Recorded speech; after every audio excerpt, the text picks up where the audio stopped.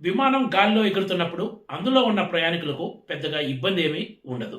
కానీ టేకాఫ్ కోసం అంతా సిద్ధమైన తర్వాత ఆ విమానం ఏకంగా 5 గంటలు ఎయిర్‌పోర్ట్‌లోనే కదలకుండా ఉంటే అందులో ఉన్న ప్రయాణికుల ఇబ్బందులు అన్నీ ఇన్ని కావు.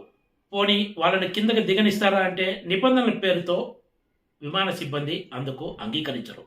శనివారం తెల్లవారుజామున ముంబై నుంచి మారిషస్ బయలుదేరాల్సిన ఎయిర్ మారిషస్ విమానము ప్రయాణికులకు ఒక రకంగా నరకం చూపించిందనే చెప్పాలి.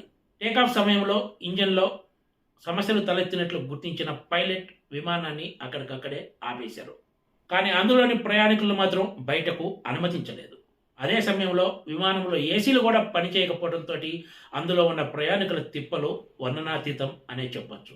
ఈ దెబ్బకు విమానంలో ఉన్న వృద్ధులు, పిల్లలు తీవ్ర సమస్యలు ఎదుర్కోవాల్సి వచ్చింది.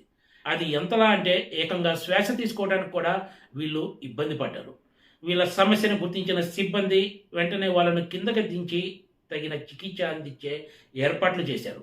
చివరకు ఈ సర్వీసును రద్దు చేసి ప్రయాణికులకు ప్రత్యామ్నాయ ఏర్పాట్లు చేసే పనిలో పడింది ఆ ఎయిర్లైన్స్. గాలిలో ఎగరని ఈ ఎయిర్ మార్షస్ విమానంలో ఏకంగా ప్రయాణికులు 5 గంటల పాటు వేచి ఉండాల్సి రావడంతో వాళ్ళంతా నరకం అనుభవించారు. ఇదే అభిప్రాయాన్ని కొంతమంది ప్రయాణికులు మీడియాతో పంచుకున్నారు. ఈ ఘటనపై ఎయిర్ మార్షస్ నుంచి ఎలాంటి అధికారిక ప్రకటన రాలేదు. Please subscribe TGTV.